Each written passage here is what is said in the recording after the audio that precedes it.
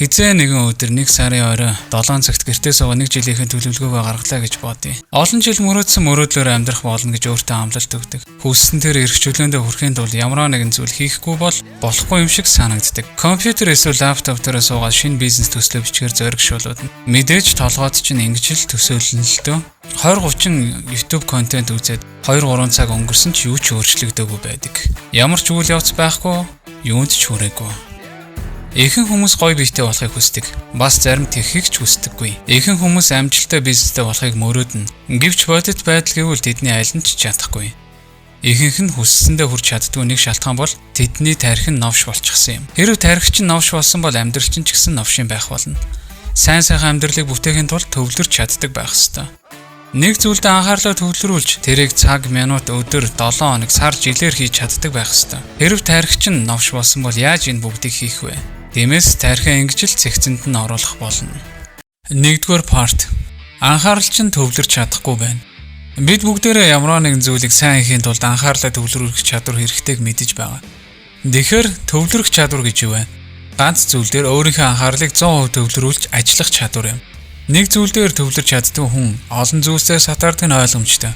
Үүнийг сатаарл гэд байгаа юм. Бид бүгдээрээ анхаарлаа төвлөрүүлэх чадвараа алдчихсан. Дэлгэцийн олон зүйл рүү харахгүйгээр анхаарлаа төвлөрүүлж чадхаа байчихсан. Гар утсаа оролдонгой хүмүүсийн эрэхтэй хэрэггүй комментиг уншиж л байгаа. Өөрийн мэдлгүйгээр тархиа буруу зүйлд сургаж байгаагаа ч мэддэггүй. Олон зүйлд сатаарч нэг зүйлдээ төвлөрч чадахгүй байхад яаж юу альва зүйлд сайн үр дүн авчирна гэж бодож байна вэ? Part 2-ын 2 дугаар хэсэг тархиа цэгцлэх. Зүгээр л утсаа унтраагаа нөгөө өрөөндөө тавьчих. Тэндээ 24 цаг байлгаад үзээрэй. Тэгэд өөрийгөө зөвхөн утсандаа биш түүн дотор байгаа сатаарл донтсон гэдгийг ойлгох болно. Хэрвээ энэ маягаараа өөрийнхөө донтолтыг тэжээгээд байх юм бол энэ бичлэг ч гэсэн танд тос болохгүй. Өөрөөр хэлбэл та зорилгодоо хүрэхгүй гэсэн үг. Энэхүү донтолтоос салахын тулд 30 өдрийн протокол хөтлөөрэй. Өдөр бүрийн энэхүү тэмдэглэл нь шөнийн 1 цагаас оройн 12 цаг хүртэл юм. 30 минутын сегменттэй байна. 30 өдрийн турш тэрхүү 30 минутанда юуг хийж амжуулснаа бичээд явна гэсэн үг. Өдрийн төгсгөлд хэнд ч хэрэггүй зүйлс цагаа зарцуулж байсан чинь гараад ирнэ. Тэгээд яг хийх ёстой зүйлс чинь тэрхүү хэрэгцээгүй зүйлсээ хэрэгтэй зүйлсээр орлуулж хийх юм. Амархан сонсогдож байна уу? Гэхдээ хийсэн ч чамд алдах юм байхгүй. Зүгээр л нэг оролдоод үзэх хэрэгтэй. Part 2. Магадгүй чи төөрөлдсөн баг. Ихэнх хүмүүс амьдралдаа юу хийхээ мэдэхгүй. Учир нь өөрсдөө юуг хүсэж байгаагаа ч мэдэхгүй. Хэрв чи юу хүсэж байгаагаа мэдэхгүй бол юу хийхээ ч гэсэн мэдэхгүй гэсэн үг. Юуг хийхээ мэдэхгүй байсан ч ямар нэгэн зүйл хийх ёстой гэж л боддог. Ингээд чи төөрөлдөд эхэлдэг. Олон хүмүүсийн амьдрал яг энэ үе дээрээ зарим гацчихдаг. Хаанаас яаж эхлэхээ мэдэхгүй учраас гайхалтай зүйлсийг хийж чадахгүй байгаа бах. Эсвэл амьдралынхаа турш буруу зүйл дээр ажиллаж байсан. Ингээд үр дүнгүй харуулслал үлддэг бах. Энэхүү үеийг ерөнхийдөө хориотой бүс гэж нэрлэдэг. Заримийнх нь амьдрч буй бүс юм. Ямар нэг юм хийх ёстой гэдгээ мэдэж байгаа ч юу хийхээ мэдэхгүй байгаа тэр бүс юм. Яг юуг хийж яаж тэнд хүрэхээ ч мэдэхгүй байгаа. Тэгэд юу ч хийдэггүй үүнийг хориотой бүс гэж нэрлэдэг байгаа юм. Энэхүү амьдралынхаа үеэс гарахын тулд нэг л зүйлийг хийх ёстой. Эхлээд бүсэд орох ёстой. Part 2-ын 2 дугаар хэсэг. Бүсэд орох. Энэхүү ойлголт нь чиний шүтдэг тоглогч эсвэл урам зориг авдаг бизнесмэнүүдтэй мэддэг зүйл юм. 1989 оны судалгаагаар хүний тухтай жаргалтай байж болох тэр газар гэж тодорхойлсон байдаг. Тэгэд энэ нь яг юу юм бэ? Та нарын зарим чинь энэ мэдрэмжийг авч байсан баг. Хийж байгаа ажилдаа бүрэн дүүрэн эзэмдүүлж орчлонгоос тасрах тэр мэдрэмж. Видео тоглоом тоглож байхад донтох эсвэл нэг ажлагчин сэтгэлээсээ хийх үед төвлөрөх тэр мэдрэмж юм. Гадаад ертөнцөөс ангижрах тэр мэдрэмж, бүрэн дүүрэн дотор нь орох тэр мэдрэмжийг байнга авбал юу болох вэ? Юунд ч сатааралгүйгээр гүн төвлөрөх үйл явц. Бидний энэ бичлэгийг үзэж байгаа зорилго бол тэр билээ. Ямар ч төөрөгдөл байхгүй зорилгодоо хүрэх бүрэн дүүрэн зориулт юм. Тэхийн тулд алсын араагаа тодорхойлох хэрэгтэй. Эхлээд хаана хүрэхээ тодорхойлчих. Ямар ч хийсвэр төсөөлөл хэтрүүлж бодох хэрэггүй. Зорилгынхаа самбар руу хараад хариулт олдлоо сайн тунгаан бодоорой. Хаана хүрэхээ тодорхойлсон бол яаж хийх жижиг алхмуудаа тодорхой болгоорой. Эдгээр жижиг алхмуудыг өдөр бүрээр хийвэл хүрэх зэгтээ хүртээ бүсэд дотор тоглох болно. Тэрхүү бүс гэж нэрлэдэг байгаа зүйл бол бүрэн гүйцэд гүн төвлөрөл юм. Аажмаар үсэн дэвжих үйл явцаа сайжруулах жижиг алхмууд юм. Part 3. Амьдралын хэмнэлчин хог. Хүн гэдэг амьтан системчлэгдсэн амьдралтай байдаг. Өглөө босоод ажил руугаа яваад дахин унтаа дахин давтана. Энэхүү систем нь оруулалт болон үр дүн гэж бий. Идэж байгаа хоол, унтаж байгаа нойрчин шууд үр дүнг чинь тодорхойлно. Жишээ нь 2 цаг унтчихад маргааш чиний ажлын бүтээмж чинь новш байх нь тодорхой. Бид бүгдээрээ энийг мэдэж байгаа. Яагаад бид дадал зуршилт анхаардаггүй вэ? Ном нэгээд 2 хуудас уншаад л уншсан зүйлээ мартчихдаг. Энэ бол чиний амьдралын хэмнэл. Хөрөнгө оруулалт болон гарах үр дүн юм. Хэрв чи хог новш идэж байвал тархичин ч гэсэн олигтой ажиллахгүй. Новш сэтгэдэг тархинаас гайхалтай зүйлс гарна гэж найдаад байвал үр дүн нь ямар байх нь ойлгомжтой билээ. Амьдралынхаа хэмнэлийг өөрчилж гайхалтай үр дүн гаргахыг хүсвэл эхлээд өөртөө ямар хөрөнгө оруулалт хийж байгаагаа бодох хэрэгтэй. Өөрийнхөө зорилгыг тодорхойлоод түүндээ хүрэх алхмуудыг хийх нь мэдээж гайхалтай. Хэрв машины чи мотор эвдэрсэн бол хүрэх газараа хүрэхгүй. Яг үүнтэй ажил чи хичнээн хичээсэнд өөртөө оруулж байгаа зүйл чинь новш бол чи зорилгодоо хүрэхгүй. Тиймээс амьдралынхаа хэмнэлийг орхигдуулж болохгүй. Үл ооших амархан ч өөртөө зөвхөн зөв хөрөнгө оруулалт дадал зуршил суулгах юм бол үр дүн хэд 10 дахин гайхалтай байх болно. Таны амьдралын зорилго юу вэ? Дэлхийн аварга болох мөрөөдөлтэй юу? Эсвэл дэлхийн хамгийн баян хүн болохыг мөрөөддөг үү? Энэ цаг үеийн хамгийн шилдэг тамирчин болох уу?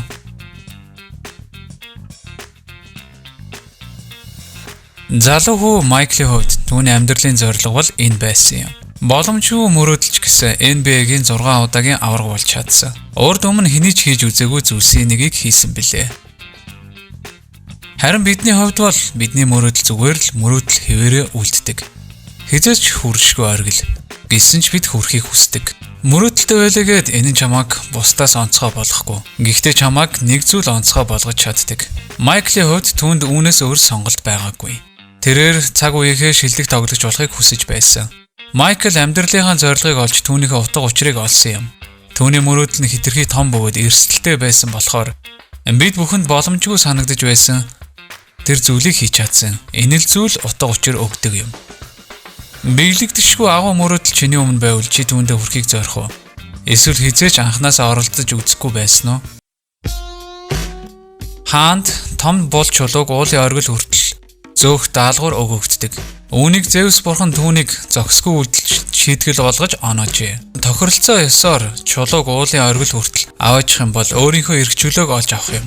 Боломжгүй даалгавар. Гэхдээ түүнд өөр сонголт үгүй лээ. Мэдээж хаан эхний орлогуудаараа бүтлгүүцсээр байсан. Гэсэн ч энэ нь түүнийг зогсоогоогүй юм. Энэ бол түүнд оногдсон амьдрал өөр яах ч вүлээ бууж өгөх гэж үү? Хаан хизээч оргилд нь хүрч чадаагүй. Учир нь тэр харагдсан юм. Энэхүү зүйлийг хэлж байгаа нэг шалтгаан бол та ч гэсэн үнтэй адилхан байдалд байгаа.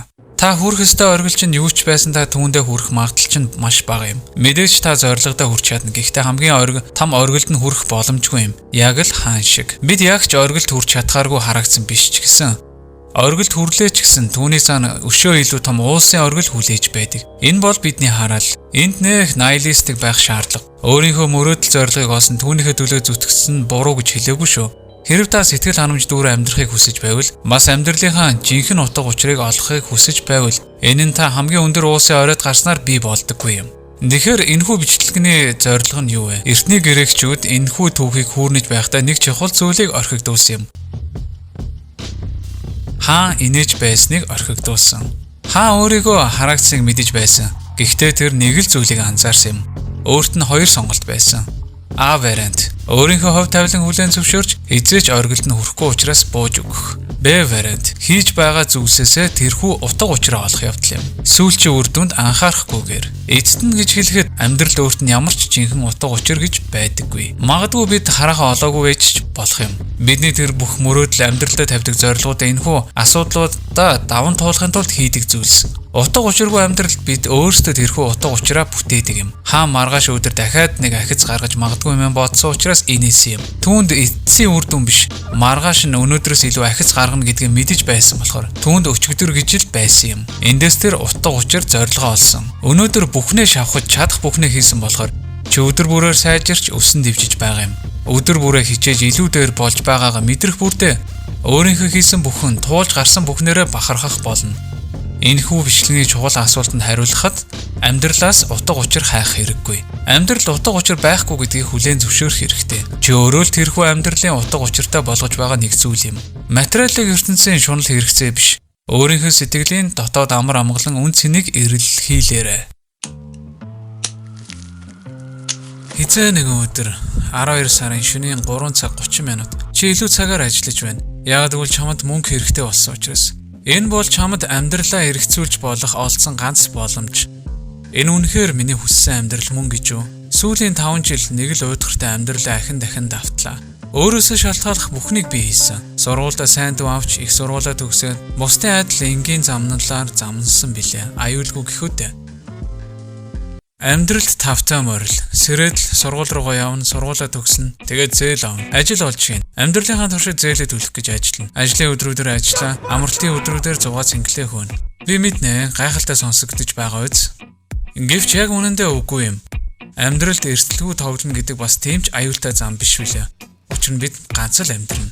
Мэдээж тэрхүү амьдралаа хин нэгэн новшоор юу хийх ёстойг чинь заалгуулж амьдрна гэдэг таагүй л байх. Мэдээж заримч чинь таалагддаг л байх.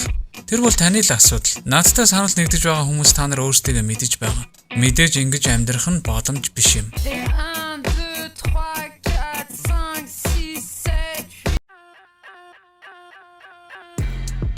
Тав тухайн бүс мол мэдээж ингээ ойлголт тийм үү? Хүмүүхний л мэдих зүйл. Бидний амьдралдаа хийж байгаа бүх зүйл бас сонгож байгаа үйлдэлүүд хоёр категорид хуваагддаг. Тав тухайн бүс дотор эсвэл тав тухайн бүсийн гадна. Тав тухайн бүсээс гадна их зүйл хийх тусам таны тарих үнийг эсэргүүцдэг. Учир нь тав тухайн бүс ганцхан зүйлийг чухалчилж үздэг. Чамайг дотор нь байлгахыг хүсдэг гэсэн үг. Чамайг тухтай байлгахыг эрмэлздэг. Аюулгүй гэсэн үг. Үүнийг сонсоход нэг ч тийм уугүй байгаа биз? Тухтай бас аюулгүй. Бидний хүсдэг зүйл энэ биш гэж үү? Тийм ээ. Энэ л үед амьдрал сайхан санагддаг. Гэвч бид төгс төгдөр хорвоод амьдрдаггүй. Тав тухайн бүсэд чиний юу мэдрэх чинь сонирн биш. Зөвхөн чамайг амьд байлгах л ганцхан зорилготой. Үүнийг гүйцэтгүүлэхэд тулд бүсээ багасгадаг. Илүү их цаг хугацааг тав тухайн бүсдээ өнгөрүүлнэ гэсэн. Тэр хэмжээгээр тухайн бүс жижигэрч байдаг. Жишээ нь жимд явахгүй олон хоног таслах үеэр дасгал хийх анхны оролт чинь хийж байснаас чинь 10 дахин хүнд санагдах болно. Учир нь таны тав тухайн бүс чинь жижигэрсэн учраас. Шийдэл нь юу вэ гэвэл харах өнцгөө өөрчилнө. Тав тухайнхаа бүсээс гарах боломж олдох бүртээ тэрийгэ боломж гэж хараарай. Мэдээж ихний хідэн орлого хэцүү байх нь ойлгомжтой. Бодлоо өөрчлөх гээд нэг үз. Жишээ нь өөртөө заа гэж хэлэх ч юм уу, үгүй гэж хэлмээр байсан ч гэсэн үг. Энэ нь бүх зүйлд заа гэсэн үг биш ээ. Чамд хэрэг болох тэр бүхэнд заа гэж хэлэх юм. Тэрхүү айдсаа сэтгэл хөдлөл болон догтлоор солих юм. Чи энд байна, тэнд чиний мөрөөдөл байна. Үүнийг олд байгаа хоёр зүйл бол маш энгийн зүйл байгаа. Чиний хичээл зүтгэл бас чиний эргэлзээ. Эхний алхам бол мэдээж бидний мэдих тав тухайн бүсээс гарах алхам байгаа. Эхний алхмыг хийснээр чи болон чиний мөрөөдлийн гол давж гарч болох үс хитгэн саад бэрхшээлүүд байгаа. Мэдээж хамгийн чухал зүйл бол үйлдэл хийх. Үүнийгээ замынхаа дундаас илүү утга учирыг нь олох ёстой. Тавьсан зорилго бүрдээ хийх тодорхой өөр төрлийн төлөвлөгөө түүнийгээ гүйцэтгэх үйлдэлүүд гэж бий.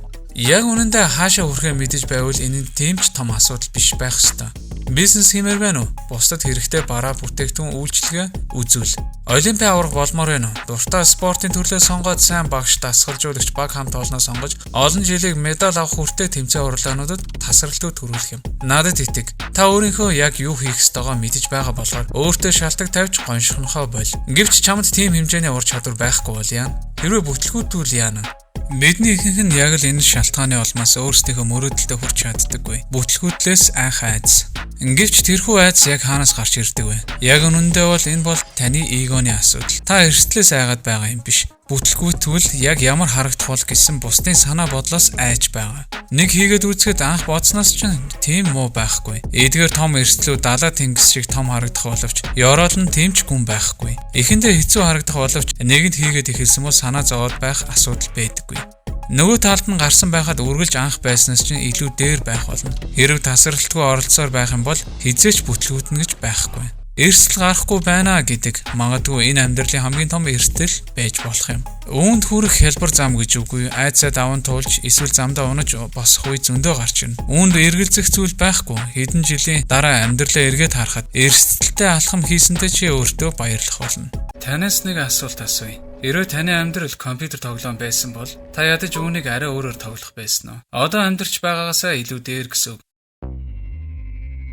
Аюулгүй тоглож тоглоомын дүрмийг даах байсан уу? Эсвэл арай илүү нухацтай тоглохгүй гэж үү? Сорилт бүрийг даван туулж, бэрхшээл бүрийг даван туулахгүй гэж үү? Өөрийн тоглож буй дүрээ үргэж апдейт хийж сайжруулж чадах уу? Мэдээж та энэ бүгдийг хийх байсан. Бидний тоглоом тоглодог гол зорилго маань ердөө л энэ шүү дээ. Тоглоом дотроо орж орчноос тасрах тэр мэдрэмж. Мэдээж тэрхүү аяллаа бүрэн дүүрэн мэдрэх. Биднийг сорж бас бидэнд сэтгэл ханамж өгөө зогсохгүй. Утга учиртай болгож байх ёстой.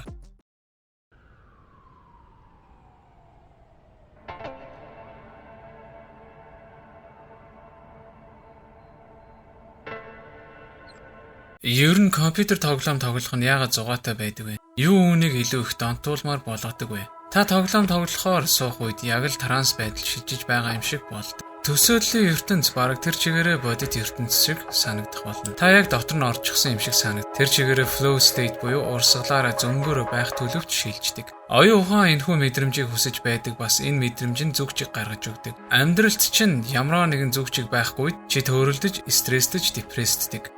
Компьютер тоглоом тэрхүү зүгчийг бүтцийг гаргаж өгнө гэсэн үг. Тоглоомыг цааш нь үргэлжлүүлэхийн тулд чамд сорилт, даалгавар бас чадвараа хөгжүүлэхийг шаардаж байдаг. Энэ нь биднийг хөгжөөж чаддаг. Мэдээж амьдрал ч гэсэн иймэрхүү бүтэц байдаг. Амьдралын тогтсон дефолт буюу өгөгдмөл бүтэц зохион байгуулалт нэг иймэрхүү нийтлэг шин чанартай юм. Сургуульд яваад ажил олж хийгээд тэгээд эцэст нь тэтгэврт гарах. Гэвч төгсгөлд нь бид бүгдээрээ амьдралаас арай өөр зүйл хүсэж байдаг. Бидний заримынх нь хувьд нийтлэг амьдрал бидний хүсэл зорилгыг гүйцэж чадахгүй. Тиймээс өөрийнхөө амьдралынхаа зүг чигийг гаргах нь илүү дээр байх болно. Өөртөө тохирох зорилго болон төлөвлөгөөнүүд гаргах. Зөвхөн бүх анхаарлаа хандуулж чадах тэрхүү зорилго. Чиний хүсэж байгаа тэр сонголт. Хамгийн түрүүнд чамд амьдралын алсын хараа хэрэгтэй. Өөртөө хүсэж байгаа тэрхүү ирээдүгөө хаана байгаасаа гэж хүсэж байгаа алсын хараа. Хүмүүсийн юу гэж хэлэх нь хамаагүй. Чи өөрөө түүнийгээ зураад батлаад эсвэл скриншот хийгээд авсан ч болно. Дараагаар нь бодлого төлөвлөгөөнүүдээ гарга. Тэрхүү алсын хараанд чинь хүргэж өгөх бодлого, зорилгоудаа төлөвлөх юм. 1 жилийн төлөвлөгөө, 5 жилийн төлөвлөгөө, эсвэл 10 жилийн төлөвлөгөөч гэх юм уу. Нэгэд эцэст нь тэрхүү зорилго руу хүргэж өгөх өдөр тутмын зорилтуудад тодорхойлох юм. Яг энэхүү одоо цагт хамаг анхаарлаа төвлөрүүлж хийж чадах зорилт. Өдөр бүр анхаарлаа хандуулж хийж болох тэр зүйл юм.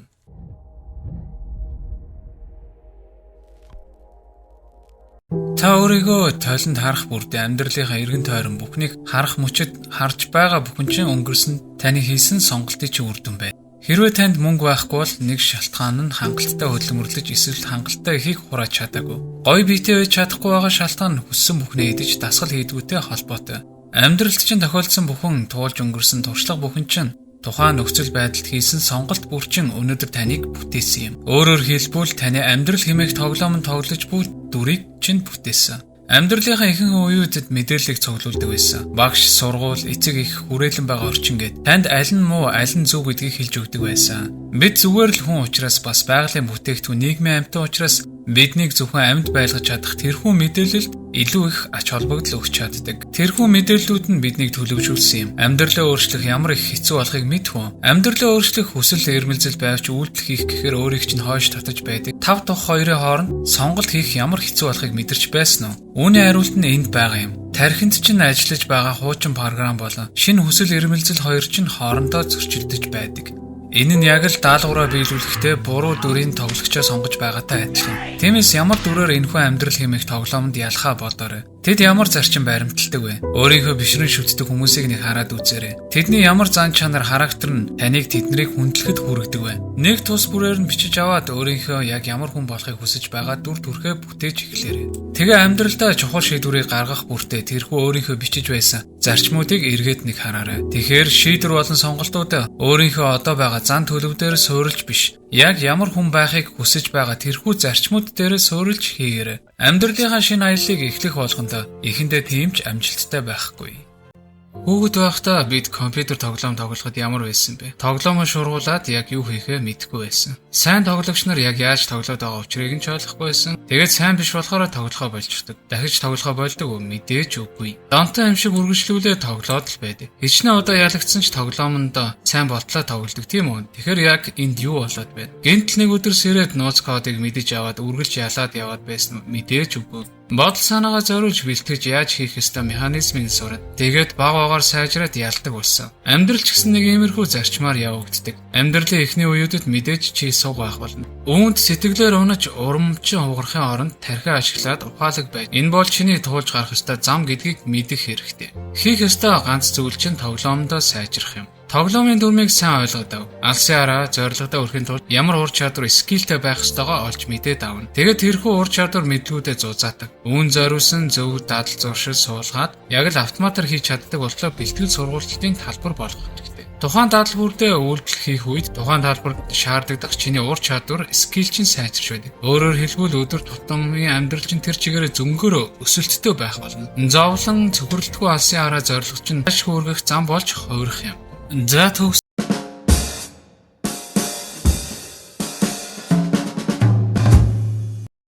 заримдаа амьдралд гинтийн зүйл тохиолдож болно.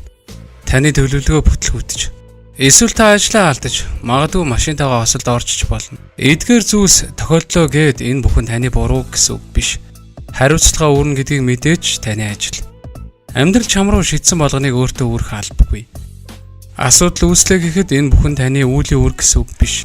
Хэрв танаас шалтгааллахгүйгээр ажлаар явах юм бол та хяналтаа алдаж эхэлдэг. Зарим зүйлст нөлөөлж чадахгүй гэдэгтээ итгэж эхэлдэг. Үр дүн нь адилхан байхаас хойш өөрийгөө зоригжуулж эсвэл хичээх шаардлагагүй гэж итгэнэ. Ингээд нэг хичээгээ болж бас үр дүн ч гарахаа байдаг. Амар хэлбэр амьдрал гэж байхгүй. Цааны хэн байхаас бас юу хийхээс үл хамааран амьдрал муу зүйлс тохиолдож л таарна. Хэрв тийм зүйл тохиолдвол үүнд ямар нэгэн шийдэл олох нь таны ажил байдаг. Өөр ямар сонголт байгаа вэ? Эцэст нь ямар нэгэн зүйл шийдвэрт хүрж л таарай. Бусад руу буруугаа чихэж өрөөндөө шигдэж суух. Эсвэл нөхцөл байдлаа арай дээрдүүлэхэд тулд ямар нэгэн зүйл хийж л таарай. Ихэнх хүмүүс амжилтанд хүрэхийн тулд маш их сахилга баттай байх ёстой гэж боддог. Шаргуу хөдөлмөр маш их өвдөлтийг туулах ёстой гэж бодно. Яг уу зарим талаараа энэ нь үнэн ч гэсэн заавал тийм байх албагүй. Хэрв та хэцүү зүйлсийг урт хугацаагаар хийх юм бол тун удахгүй тэдгээр зүйлс чинь хэцүү байхаа болж эхэлдэг. Жишээ нь та жимд өнгөрсөн хэдэн жил явж байвал жимд явах нь нэг ч тийм том асуудал биш байх. Хэдхэн сар эсвэл хэдхэн 7 хоног өөрийгөө дайжлахад л болчихж байгаа юм. Үүний дараагаар тэрхүү хэмнэлээ алдахгүй бол үргэлжлүүлэн ахиц гаргаж чадна. Сайхан сонсогдож байгаа ч таны хувьд бол эсэргээрч байж мэднэ. Жижиг муу зуршлууд явандаа амьдралын хэв маяг болдог. Эргээд энэхүү байдлаасаа гарахад хэцүү болж эхэлдэг. Хэмнэл эсвэл тухайн акшн ритм гэдэг бол амьдралыг чинь нэг болж сайхан болгох эсвэл устгах багж хэрэгсэл юм.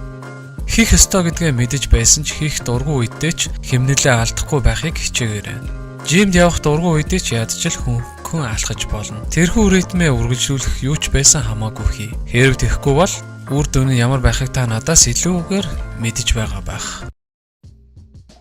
Амьдралдаа зорилго тавьж түүнийгээ бичиж тэмдэглэнэ гэдэг нийт хүн амын 97%-аас дээр болгож байна. Энэхүү бичлэгийг үзэж байгаа хүн бүхэн магадгүй 3% багтаж байгаа. Тэрхүү 3%-аас зөвхөн 7% нь зорилгодоо хүрч чадна. Ихэнх хүмүүс зөвхөн үр дүн түшгэлсэн зорилго тавьдаг. Бизнесийн амжилт унахыг хүсэж байгаа машинч гэх юм уу. Үүний сул тал нь юу вэ гэвэл бидний хүсэл зорилго үргэлж өөрчлөгдөж байдаг. Үр дүнгээс нь хамаарч өөрсдийнхөө зорилгыг хол байгаа мэтэр төсөөлж хүрэх боломжгүй мэт санагддаг. Тэрхүү 7% багтахын тулд зорилгоо арай өөр маягаар тодорхойлох хэрэгтэй. Хэрв та хэцүү зүйлсийг урт хугацаагаар хийх юм бол тун удахгүй тэдгээр зүйлс чинь хэцүү байхаа. Энэ зорилгыг чинь тодорхой болгоод зогсохгүй үйл явцыг хянахад маш амархан болгож байд. Жижиг сажиг асуудлуудаа тодорхойлоод арга барилдаа өөрчлөлтүүд хийх юм. Үр дүнд төвлөрсөн зорилго тавих нь буруу биш билээ. Гэхдээ үүнийг лууж амьдралынхаа чиг шугам болгоод явбал энэ нь таныг бүтлгүүтэлд хурдан хүргэж өгнө. Өөрөөр хэлбэл сохроор явж байна гэсэн үг. Хийж буй хичээл зүтгэл бүрт анхаарлаа төвлөрүүлэх ёстой болохоос гарах үр дүнд нь санаагаа чилээж зовоох биш юм. Хэрвээ иймэрхүү бичлэг үзэж байвал та аль хэдийн хангалттай удаан бодсон гэсэн үг. Хаашаа явахаа мэдж байгаа. Тийшээ хүрэхин тулд юу хийх ёстойгоо ч мэдж байгаа. Гэвч амьдралд бид бүх хариултаа олж авах хүртлээр удаан хүлээдэг. Юмсыг хэтрүүлж бодоод эсвэл маш сайтар судаад эхлэх ёстой байтал эхэлж чаддаггүй. Амьдралаа өөрчлөлт чинь хэрэгтэй ганц зүйл бол өөрөө өөртөө итгэх явдал юм. Толгойд байгаа төлөвлөгөө боловсруулж буй стратеги гэд бүгдийг зүгээр хийж эхлэх юм бол бүх зүйлс боломжтой юм. Эцэст нь та тэнэг биш, зөв хариултыг ч гэсэн мэдэж байгаа.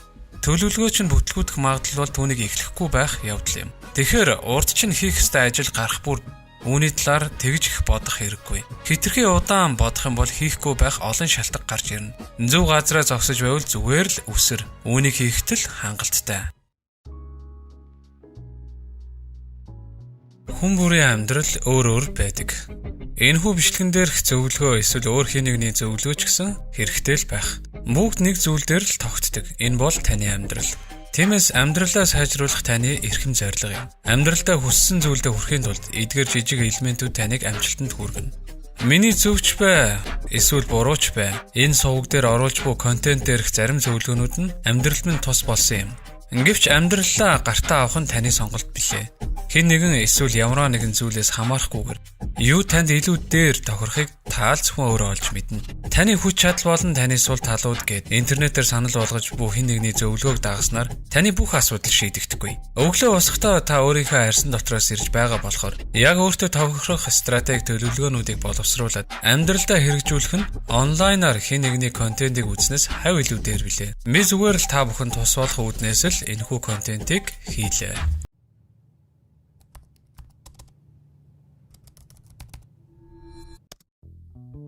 Бидний амьдарч байгаа өнөөгийн нийгэмд хичнээн олон боломж байлаач тэр дунд цойлно гэдэг хэцүү. Мэдээж хар мянган мэдээлэл дунд бид амьдарч байна. Эргэн тойрноо нэг анзаарах юм бол ихэнх хүмүүс нь дундаж байдаг. Хэрв чи бусдаас илүү цойлохыг хүсэж байвал тэдний хийдгүү зүйлсийг хийх шаардлагатай болдог. Хүн бүр сатаарсан энэ үе төвлөрнө гэдэг тийм хэцүү биш.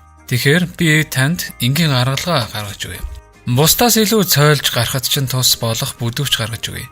Эхлээд чи амьдралаа өөрчлөхийн тулд барагцаа гаргаж нэг төсөөлөл сэтгэлдээ болгодог. Тэнд хүсэж байгаа бүхэн чинь харагдаж байдаг. Жишээ нь чи хүссэн бие урлаж, мөнгө аз жаргал гээд эдгээр зүйлсийг төсөөлөлтөө болгодог.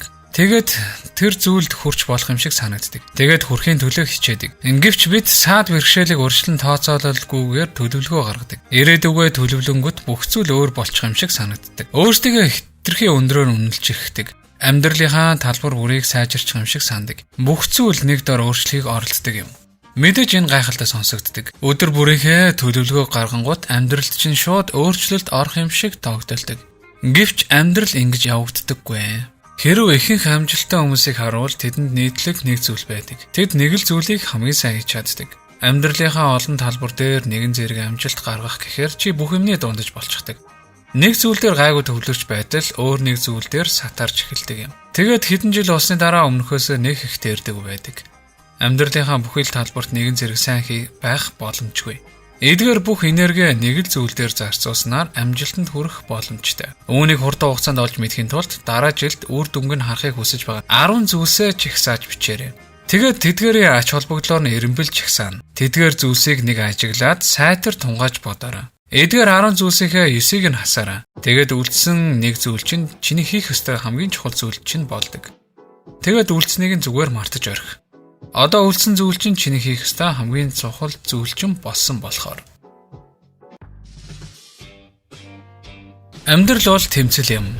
Явж байгаа зам бүр чинь, зорж байгаа зорилго болгон чинь, мөрөдөж байгаа мөрөдөл бүрийг чинь. Яг чам шиг хүсэж байгаа хүмүүс зөндөө бий. Зорсондоо хүрсэн хүмүүсийг түүнд хүрч чаддаггүй хүмүүсээс юу тэднийг ялгаатай байлгаж чаддаг вэ? Энэ бол мэдээж авьяас чадвар биш, эсвэл аазч биш. Тэд зүгээр бусдаас илүү тэр зүйл дээр илүү ажиллаж чадаж байгаа юм. Мэдээж энэ бүхэн деталь жижиг хэсгүүд нарийн элементүүд гэх мэт зүйлсүүд багтаж байгаа. Гэвч амжилтанд хүргэх гол түлхүүр нь зөвхөн тэндэл байгаа. Энэ бүхнийг нэг ингэж бодоод үзээрэй. Амьдралын тоглоом бүр асуудлын шийдлийг олох тухай байдаг. Энэ нь оргуу худлаа зүйл биш шүү. Хэрвээ чамд ажил даалгаж өглөө гэж бодъё. Энэ бол эхний асуудал. Үүнд шийдэл хэрэгтэй. Хэрвээ чи өөрийнхөө хамгийн сайн ойлгодог талбараа мэдэж байвал энэ бүхэн хэрхэн явагддаг, ямар шийдэл гарц гаргалгаа байгааг ч олж мэднэ. Энэ бол ур чадвараа ахиулах арга зам юм. Хамгийн чадварлаг байх биш, хамгийн шаргуун байх тухайч биш.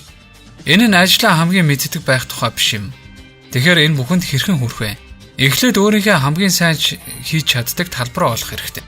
Жишээ нь YouTube дээр storytelling байж болох юм. Маркетингийн хувьд хувийн сэтгэл зүй байж ч болно.